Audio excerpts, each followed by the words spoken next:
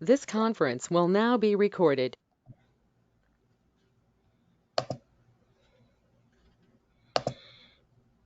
Alrighty, so we are going to have two PowerPoints kind of connected to our childcare food program training today.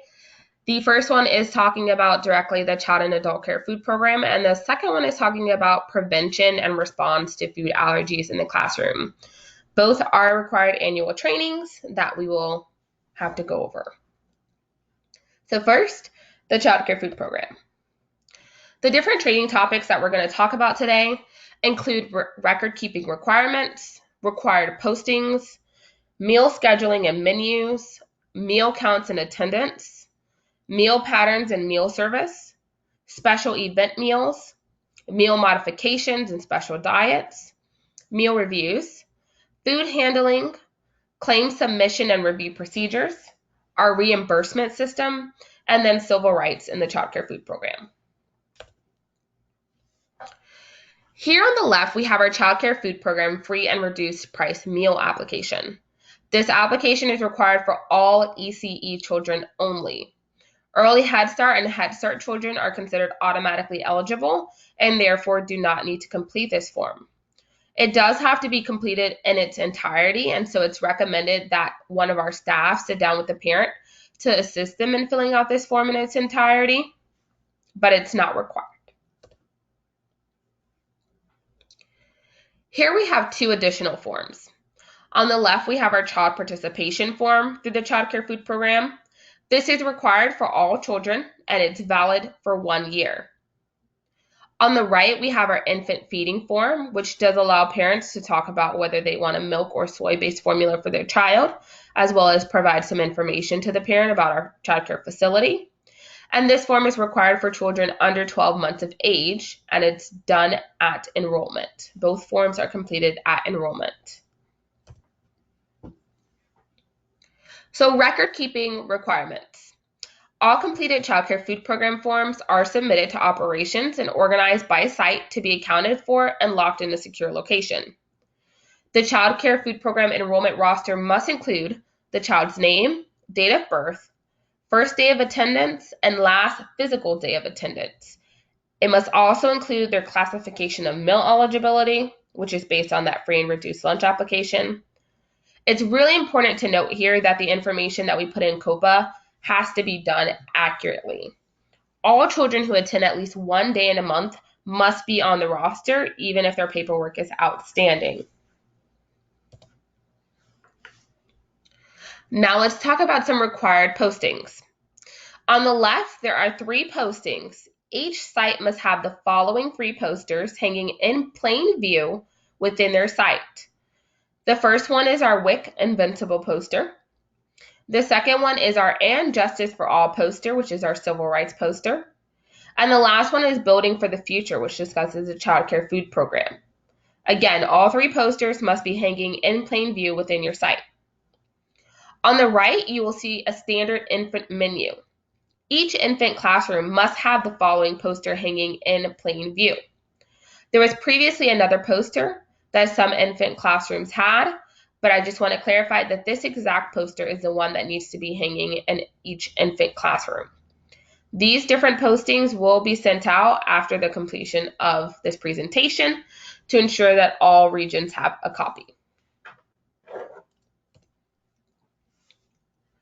Scheduling meals. So as you know, infants are fed on demand. After about a year, toddlers can start eating at scheduled times, and once they hit about 2 years and above, they can typically eat food on a schedule. We do want to make sure that we're scheduling at least 45 minutes to an hour for a meal, so breakfast and lunch, and about 30 minutes for snack. We do have to make sure that meal and snacks must be served during our approved child care food program meal service time range. Of course, with the exception of infants who are fed on demand. So that means if your breakfast time range is from 8 to 9:30, breakfast needs to be served out anytime between 8 to 9:30. It does not need to be completed by the children during this time period, but it must be served out. And when you decide on that time, you want to keep in mind the amount of time that you're giving the children to adequately finish their meal. It's also important to make sure that we're creating a routine around each meal. We should be having discussion about the menu before, during, and after each meal, talking about the different fruits and vegetables we're going to see, the different colors, why we eat the things that we do. It's very important that this conversation is happening all the way through the entire meal service in order to aid in just healthy habits and knowledge for the children. And then, of course, as you guys already know, creating the transition activity to and from the meal creates amazing habits for the children as far as knowing to wash their hands and setting the table and things of that nature. Menus. So menus need to be posted in every classroom. If you do not have a copy of your menu, please reach out to the nutrition staff on your site and they can print a copy of the menu for you so that you can make sure to have it posted in your classroom. And I do want to harp on the posted part. So not just sitting somewhere, but specifically posted so that it can be viewed by anybody walking into your classroom, which could include a child care food program representative. Menus also need to be posted in an area that's visible to parents and then maintained on file. We do maintain them on file. Right now, parents are not able to go on site for the most part, so you are able to post them on the building door. And then, of course, when parents start returning to sites, you want to make sure that you have it posted somewhere in the hallway, preferably on maybe your parent board, your parent bulletin board would be the ideal place to put it. Any changes or substitutions to the menu do have to be made before meal service and documented on the posted menus. So there may be situations where you get a call from nutrition staff to inform you that a meal has changed for the day. And so we just ask that you notate that on the menu in your classroom. And we'll need to notate it on the menus in our area. Kitchen staff are required to submit their edited menus to myself and the nutrition coordinator weekly for record keeping.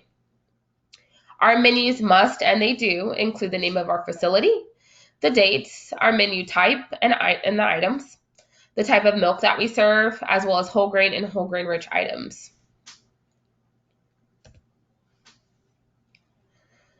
Meal counts and attendance. It's important that we're recording all meal counts on the meal count and attendance sheet within 1 hour of the meal service. For best practice, we should be documenting it at the time of service to maintain that compliance. And again, this is done on the meal count attendance sheet. We do have to make sure that meal counts are entered daily into COPA by the end of the day. We want to make sure that we're double checking attendance and meal counts for accuracy, as this directly reflects our meal reimbursement. One thing to notice also is that your meal count can be less than your attendance count, but it cannot be more. And this is why. For example, if your meal range for breakfast is 8 to 9:30, any meals served out within that time, you would count into your daily meal count. They would be reimbursed meals. If a child was to show up after the meal range has ended, according to Head Start performance standards, we should still provide them a nutritious and balanced breakfast if needed, and they have not had one at home. So there, it's important for teachers and staff to have maybe a few, so like 4 or 5 shelf-stable things of cereal or 3 to 4 fruit cups inside their cabinets, but no more for the children that are coming after a certain time. We still need to feed the child, but because they've shown up after our meal time range, we can't count them into our breakfast meal count. So please keep that in mind. The same would go for lunch and snack.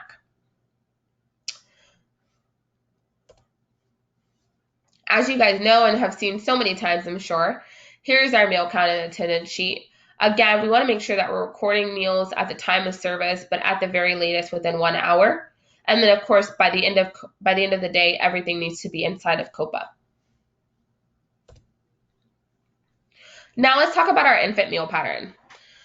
So here on the left, we have our breakfast infant meal pattern, and on the right, we have our lunch meal pattern.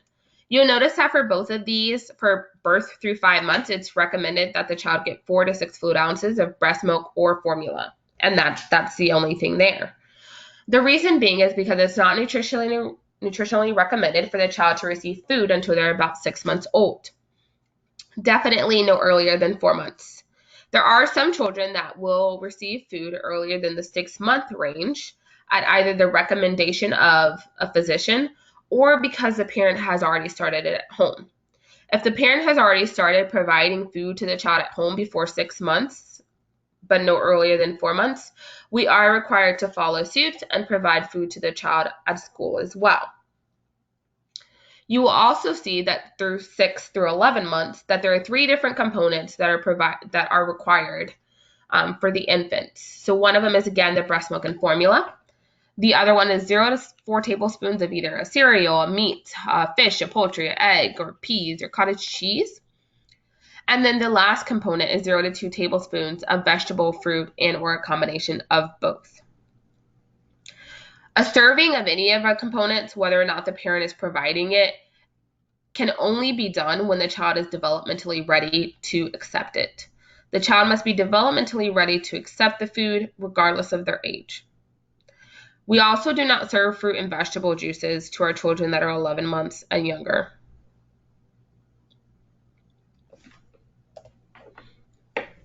Here we have the last part of that meal pattern, and that's snack. It's very similar to breakfast and lunch, but slightly smaller quantities and a little bit less options in the middle. You still have your breast milk or formula, you have your bread, crackers, or infant cereal, and then you have vegetable, fruit, or a combination of both. The thing about infant meal pattern is that it is very flexible. So we feed infants on demand, which means that we don't have to specifically provide all 6 to 8 ounces at breakfast, all 6 to 8 at lunch, and all 2 to 4 at snack. We can actually spread it throughout the day, as long as we're meeting the minimum requirements for the day. So we can give them 2 ounces at 8 o'clock, 4 ounces at 12 o'clock, 6 ounces at 1 o'clock, 10 ounces at 4 o'clock. However we need to split it, that's perfectly fine. And as always, even with the older children, they are not required to do everything. We just have to provide the food to them. We also, of course, as you know, we can accept breast milk. Breast milk is also reimbursable, and that's reimbursable for any age.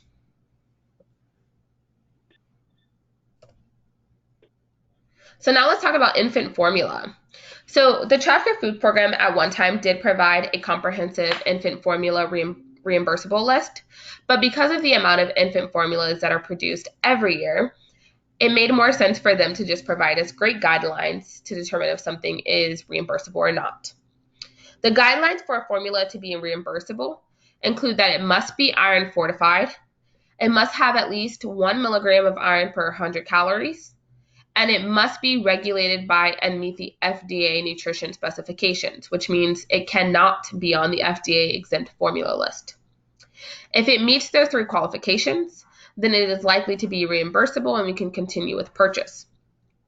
If there is a formula that's on the FDA exempt infant formula list, we must have a medical statement signed by a physician in order to provide this. There will be some children that have exempt infant formulas, possibly because of metabolism errors, low birth weight, or just other medical or dietary problems. Formula that's purchased outside the U.S. is most likely not going to be creditable as it's not regulated by the FDA. Formula that's served to children 13 months or older does require a medical statement for reimbursement. The Child Care Food Program allows for only a 1-month transition period from formula to milk, and that's between 12 and 13 months. Breast milk, of course, is, like I said, is reimbursable at any age. Infant feeding skills. So you guys know so much about this already. And as you know, there is no single direct signal that says an infant is developmentally ready to accept a solid food. Luckily, the American Academy of Pediatrics does provide some guidelines to help us determine this. Those guidelines being, can the infant sit in a high chair, a feeding seat, or infant seating with good head control? Do they open their mouth when food comes their way? Are they watching others eat, reaching for food, seeming eager to eat? Can they move food from their spoon to their mouth? And then, of course, have they doubled their birth weight? So those are important things to keep in mind when you're trying to determine if an infant is developmentally ready to accept solid foods. Other things to also note. Bottle-fed children need to be held. We cannot allow any propped bottles. Additionally, we cannot provide bottles in the crib. Reiterating, introducing solid foods to infants because it's so important is only when the child is developmentally ready. That's preferably around 6 months. And it needs to be done by spoon only, not bottles, unless it's recommended by a physician. So that means we shouldn't be putting any kind of infant cereal, applesauce, or anything like that inside of the bottle. We also want to make sure that we develop a feeding plan with, between the teaching staff and the parent, or the family advocate and the parent, just so that we can keep up to date with what the infant can and cannot eat. As you know, baby food must be introduced at home before we can introduce it within the center. We also want to make sure that we're only purchasing single food ingredients when we're buying baby food. So that means none of the mixed dinners or mixed fruits. So chicken and apples, peas and peaches, things like that we don't want to buy. We want to buy things alone. So peas, chicken, apples by themselves. So no mixed kind of dinners or fruits or anything like that. The reason being is because of allergies and food sensitivities. If we have a mixed food item, it can be difficult for us to determine what exact food item caused the child to have a reaction. And that goes even for children who have maybe ate apples at home for a long time and they're perfectly fine eating them. We don't want to mix them there because allergies can be developed and food sensitivities can be developed at any age and at any time. And so we want to make sure that we're not mixing it so that in the event that something does occur or a new type of food allergy or sensitivity develops to something the child was already eating, that we can determine what it is to talk to the parent about, maybe excluding it from their diet, going to the doctor and getting more information. We also want to make sure that we're staying up to date with recent recalls and product concerns when it comes to baby food brands and baby food products. Myself and the nutrition coordinator will send out to you as much information as we receive in regards to this. But please make sure that you guys also to subscribe to any type of recall websites and food and nutrition websites so that you can stay abreast of any type of recalls and concerns that arise as far as which brands are best to buy and which ones are currently recalling their products. The infant toddler daily log also needs to be completed with close attention to details, especially when we have children who have known allergies, food sensitivities, or other food substitutions. So we want to make sure that if we have a child, for example, that is drinking almond milk, that we don't accidentally write whole milk on the infant toddler daily log. We want to make sure that we're providing the most accurate information so that the parent is at ease, as well as the fact that this is important documentation that we keep on the file. There is a Feeding Infants in the Child and Adult Care Food Program guide that I will be sending out as a resource after this presentation that provides tons of great information when it comes to questions about infants, breastfeeding, and all of those great things in the Child Care Food Program and how you would go about doing them. So let's talk about the meal pattern for children. Here we have breakfast, lunch, and then snack. As you can see in the bottom left, we do only use full strength, so 100% juice. And we don't use that more than once a day. And as you know, we usually only do it once or twice in a whole menu cycle. At breakfast, we are required to provide 3 components. So that's milk, fluid milk to be specific, vegetables, fruit, or a little bit of both, and grains. We are a few times a week allowed to exchange out our grains for the use of a meat or a meat alternate, so we do that as well. For lunch, we have to have all 5 components, which include fluid milk, a meat or a meat alternate, vegetables, fruits, and grains. For snack, we only have to have 2 of those 5 components.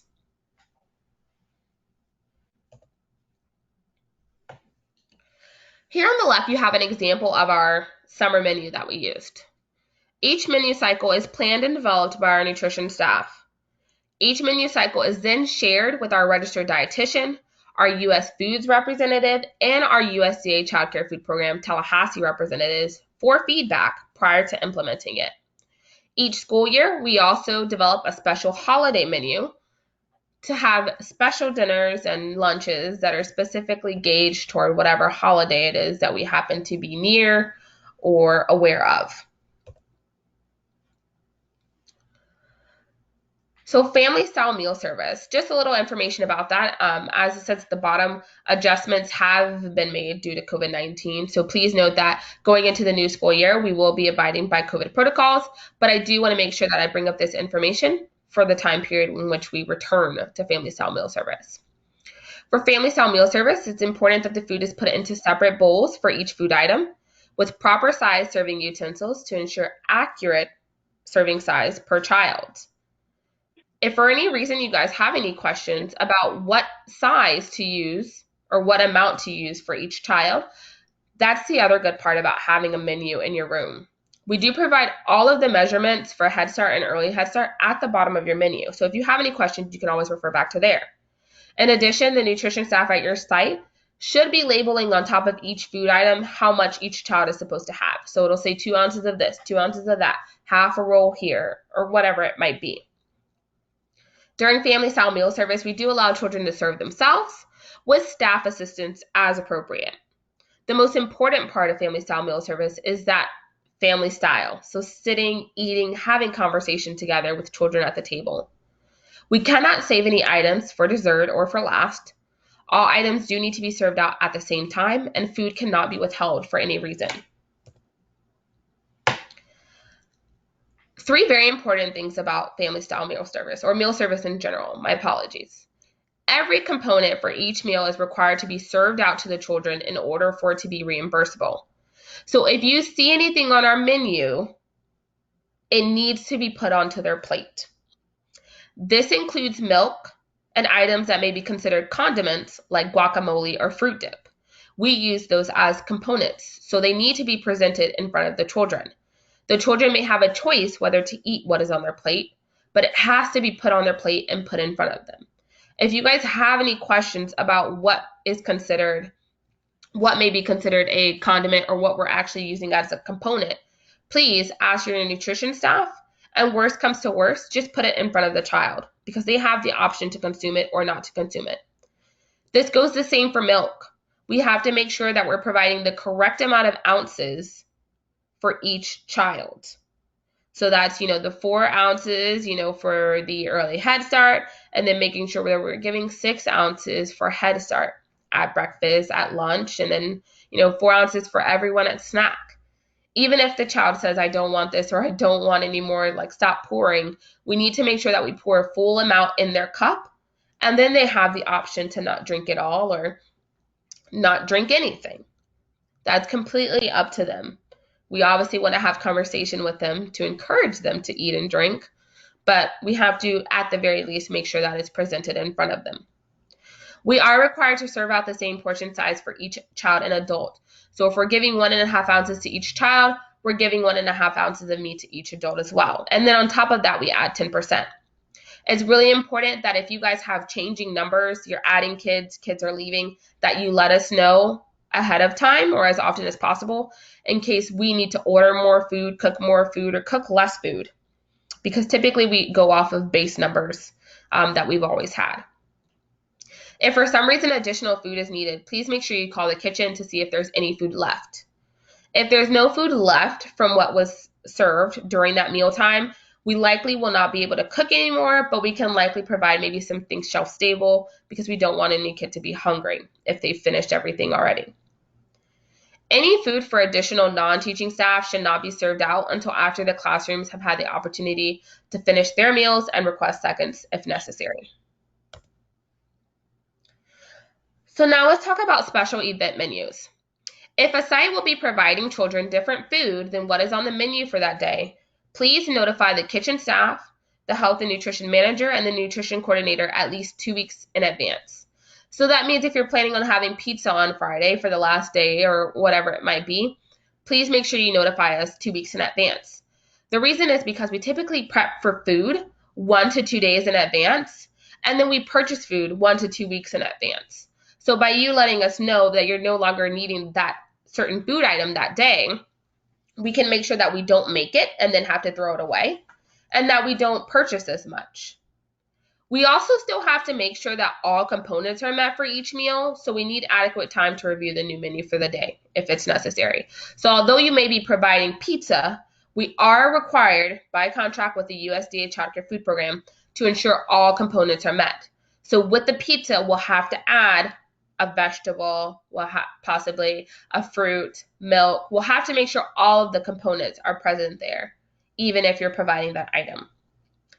If sites would like the kitchen to prepare a special menu or make accommodations to that day's menu, please make sure you're filling out the special event menu request form 2 weeks in advance.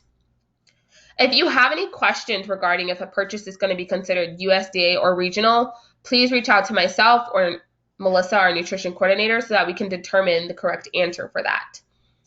Some things that are considered, or we might consider USDA, are not actually going to be reimbursed by USDA, and they might have to come out of your regional budget. So, for example, things like pumpkins, or if you're playing with watermelons in the class, or if you have a blender in your class to blend up smoothies or cut up food a little bit more, a lot of those things would be considered regional and not USDA.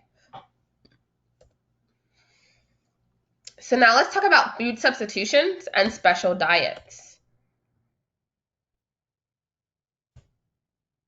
So here in the middle, you see our parent request for menu substitution form. This has to be completed by the parent or guardian for any type of milk substitution. We can provide lactate milk or soy milk without a doctor's note.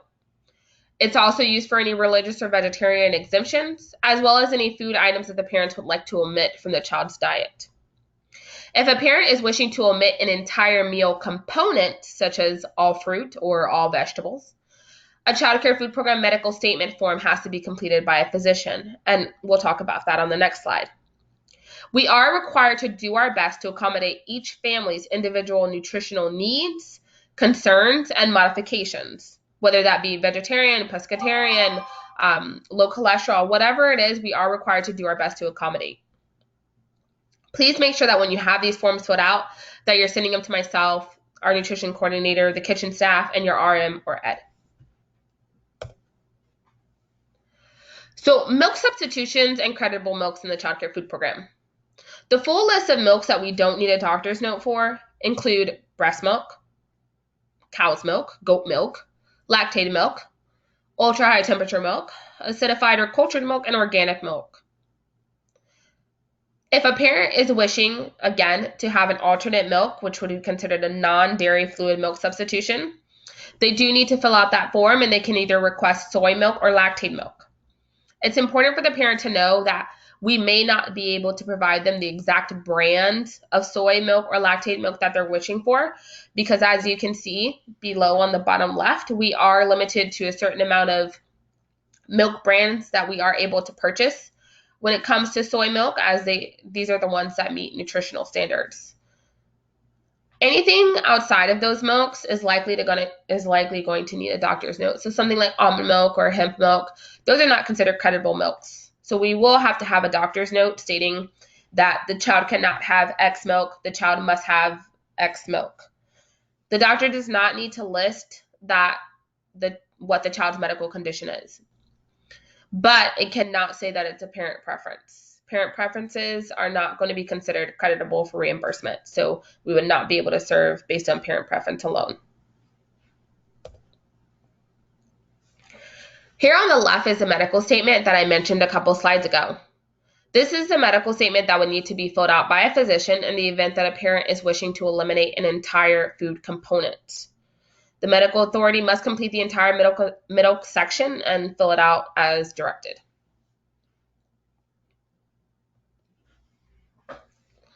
Now let's talk about meal reviews. We do internal meal reviews 3 times a year. They are conducted by myself and the nutrition coordinator, and they are unscheduled visits. We do them on behalf of the child care food program. We do send out an email approximately 1 month before we do meal reviews, so that sites can conduct their own internal site reviews in preparation for our formal meal reviews. Meal reviews consist of us observing, asking questions, and overall just ensuring all requirements are being adhered to.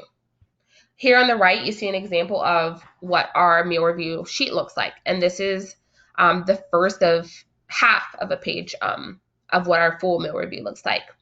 But as you can see, it asks questions about our enrollment forms, our childcare participation forms, infant feeding forms.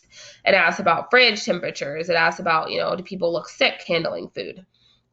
It also asks on the other side about menus, and it goes on and on from there. So now just a little background on food handling safety. Serving safe food to children participating in the child care food program is as important as serving well-balanced and appetizing meals. Preventing foodborne illness has to be a top priority for our childcare staff that prepare and serve meals to young children. Childcare food program regulations do require that childcare facilities have a current health sanitation permit or a food service inspection report issued by a local authority at least yearly. Improper food handling and preparation can cause food to become contaminated with bacteria, which can make children sick if they eat the contaminated food. Bacteria multiply very, very, very quickly between 40 degrees Fahrenheit and 140 degrees Fahrenheit. We call this the danger zone. Food should never sit out within the danger zone for more than 2 hours. Keeping foods out of this danger zone is really critical to keeping food safe and keeping children healthy.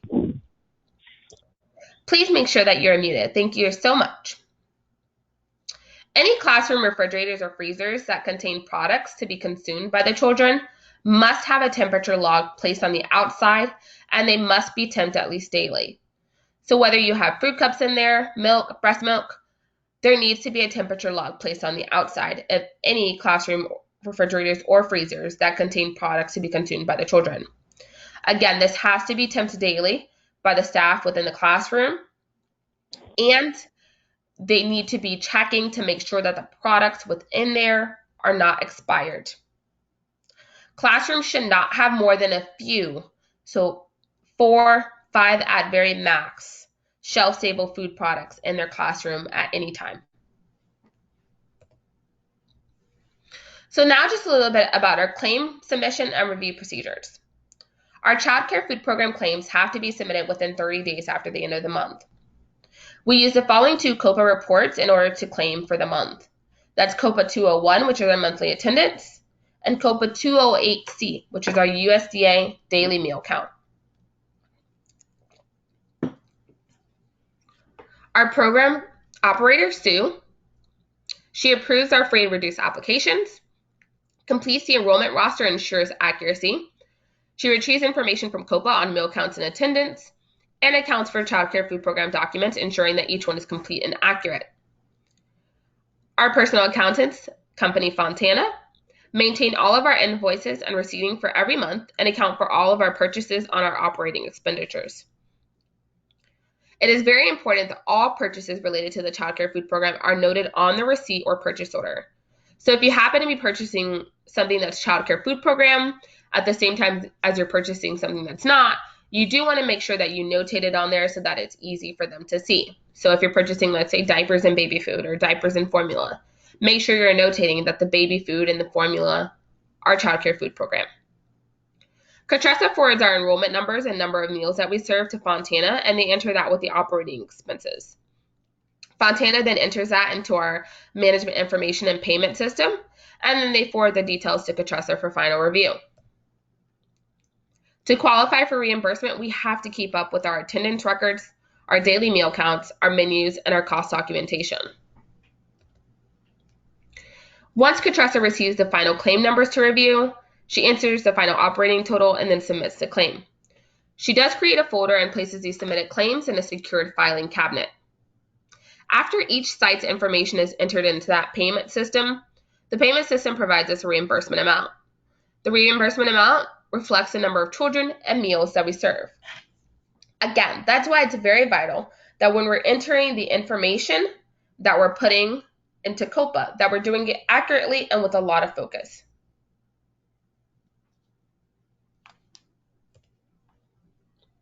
So now let's talk about program monitoring. So a child care food program specialist will visit our agency annually to review sites and complete an annual audit of our submitted claims to ensure compliance with the child care food program. That current person is Jim, and some of you may have already seen him. The child care food program specialist does not have to announce when a site visit occurs. If for some reason he does arrive to your site, please make sure that you notify your regional manager or your ed, Katressa Wilson, and our nutrition coordinator, Melissa, so that we are aware of their arrival. We may not go there, but it's important that we're aware that they have been there so we can anticipate their results. If a child food program specialist does arrive to a site on an unannounced visit or announced visit, they may request to see the daily meal counts attendance absentee report. Please make sure that you provide them COPA Report 208.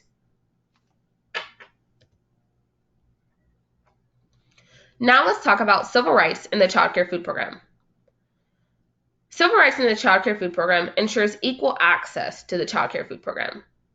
It covers 6 protected classes: race, color, national origin, age, sex, and disability. Discrimination is the act of distinguishing one person or group of persons from others, either intentionally, by neglect, or by the effective actions or lack of actions based on their protected classes. Civil rights assurances ensure all children have access to the Child Care Food Program. We are required to have a public notification system, and we do that through having our "And Justice for All" poster. That is the one that needs to be prominently displayed within your site that we discussed earlier. Agencies must also include a non-discrimination statement on all publications, including websites that inform the public about the Child Care Food Program. Participants of the Child Care Food Program must be advised of their rights and the complaint procedures, including how to file a complaint. Complaints can be written or verbal. They can be anonymous, and those should be handled as any other complaint. And they can be made to any Child Care Food Program staff, so that's any one of us. Child Care Food Program contractors must notify the state agency of a civil rights complaint immediately. Any issues of non-compliance are determined to be a factual finding. They could be the result of a civil rights compliance during routine reviews, a special review, or an investigation. Once non-compliance is determined, steps have to be taken to immediately obtain voluntary compliance.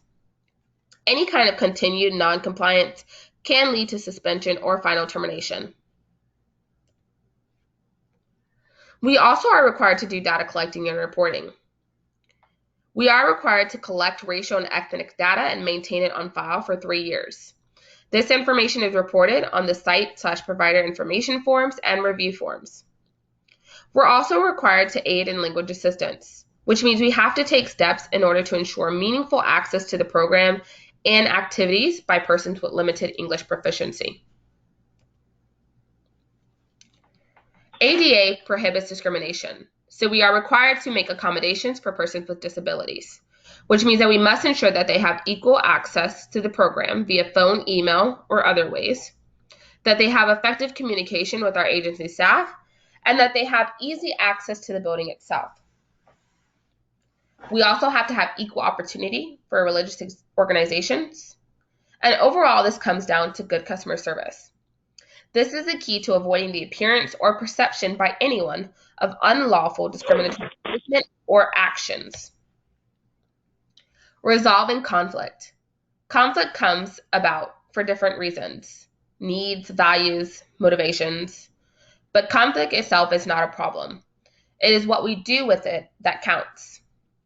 So thank you guys so much. That is the end of our Child and Adult Care Food Program. Please note that these following resources will be sent to you. Those include the 2021 Child and Adult Care Food Program Annual Training Handbook, the Feeding Infants in the Child Care Food Program Guide, the And Justice for All, WIC, and Building for the Future posters, as well as the standard infant meal pattern poster, and then of course a copy of this PowerPoint. Now I will go on to talk about our prevention and response to food allergies within the classroom, and then I'll open up for questions.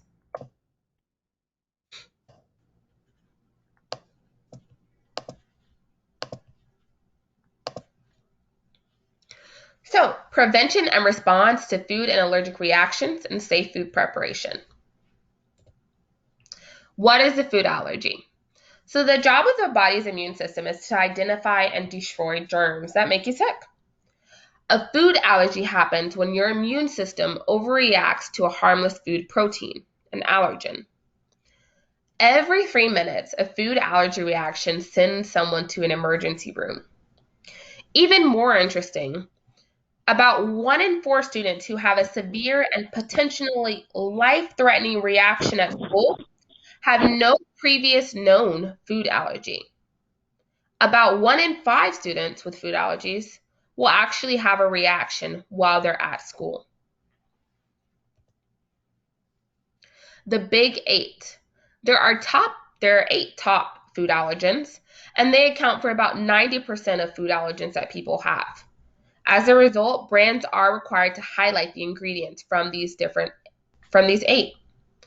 That includes peanuts and tree nuts, which they are different. You can be allergic to one and not the other. Eggs, dairy, wheat, shellfish, fish, and soy. So preventing food and allergic reactions in the classroom. So here are some ways that you can help prevent food and allergic reactions in the classroom. 1, participate in your school's planning for managing food allergies. So know your food's allergy policies and practices, and help carry and develop special feeding plans as needed for students who have those food allergies. 2, get trained and help manage those food allergies. So make sure you're participating in school-based training and review resources to help recognize the signs and symptoms of food allergies. Keep copies of emergency plans for your students in a secure place that you and any substitute teachers can get to an emergency. Share information and responsibilities with substitute teachers and other adults who regularly work in the classroom. Make sure that you work with the parents, myself and the nutrition coordinator, and any other appropriate school personnel to determine if any classroom modifications are needed to make sure that students with food allergies can participate fully in class activities. That could be food activities, that could be mealtime. So there may be situations in which children need to be placed in alternative classrooms for the safety of themselves and others. Inform parents and the health and nutrition manager and the nutrition coordinator before any activities in the classroom that may include food or known allergens. And most importantly, make sure that we're creating and maintaining a healthy and safe classroom and school environment. So that means avoiding using allergens in classroom activities like arts and crafts or parties or anything like that. Making sure that we're also creating a safe environment by providing supervision when meals or snacks are being served, even in the classroom, on field trips, or just during extracurricular activities. Make sure that children are washing their hands before and after eating, cleaning surfaces to prevent cross-contamination of allergens. And of course, do not allow students to trade or share food. When it comes for field trips, this is a quick checklist to remember some important actions to take before every field trip. 1, determine if the field trip location is safe for students with food allergies. 2, you can always invite the parents of students who have food allergies to chaperone or go with a child. They're not required to, but you can invite them. 3, work ahead of time with our food service staff to make sure that you plan safe meals and snacks for students with food allergies. Let the health and nutrition manager and nutrition coordinator know ahead of time if you're going on a field trip with children who have food allergies. Make sure that you take emergency care plans with you, emergency medication, and any emergency contact information. Know where the nearest emergency medical facilities are located when you're at the field trip site. Work with myself and the nutrition coordinator to ensure that a staff member is trained to administer emergency epinephrine on that field trip. If a food allergy emergency occurs, please make sure that you follow the student's emergency care plan and notify the parents, your regional manager and ed, the director of education, as well as myself and the nutrition coordinator.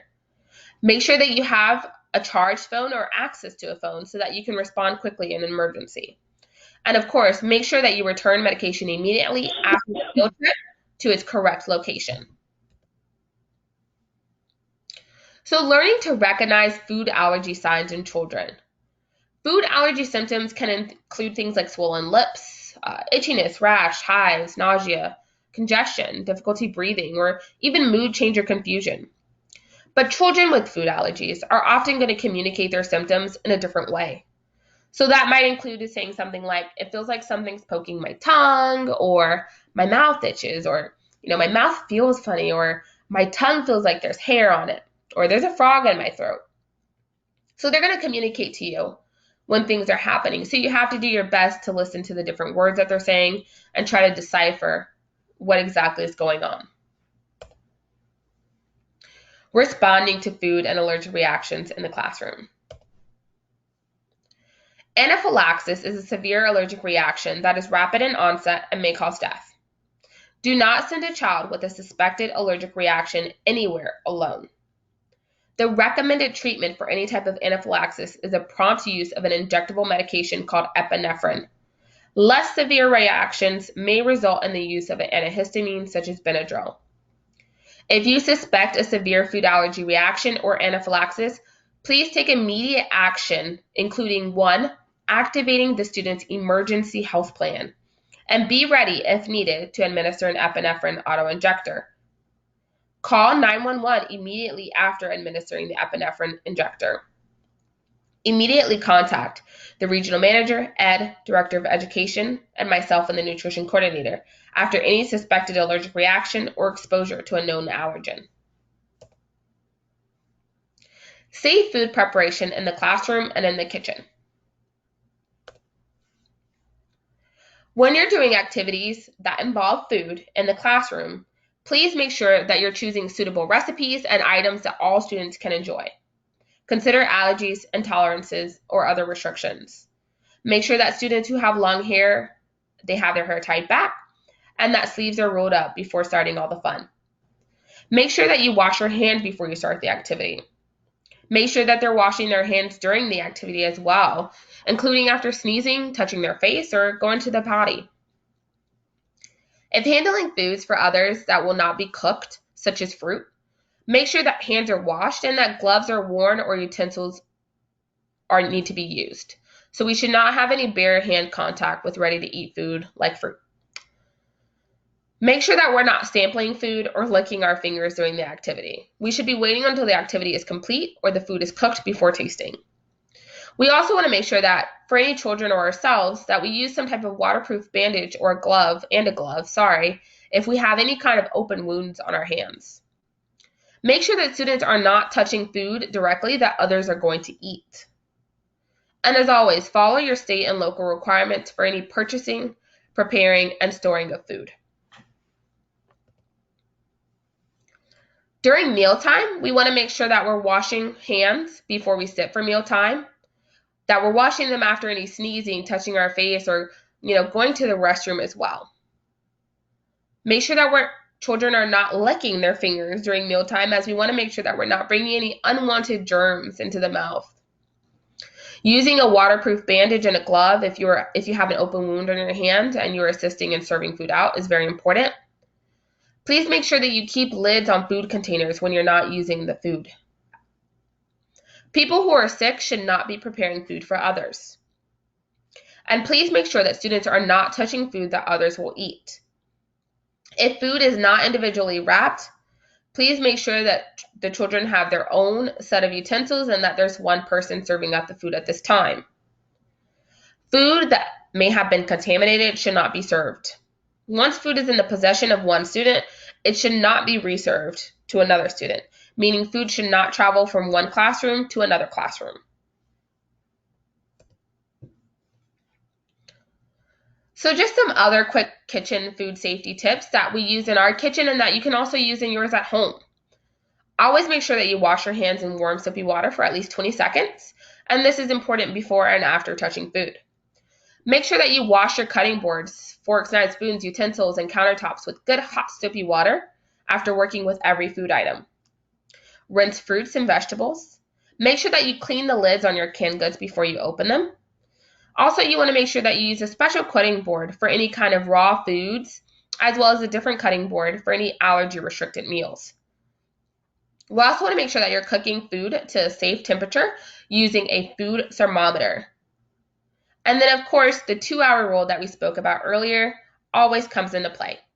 Please make sure that you put foods in the fridge or freezer within 2 hours after cooking or buying it from the store.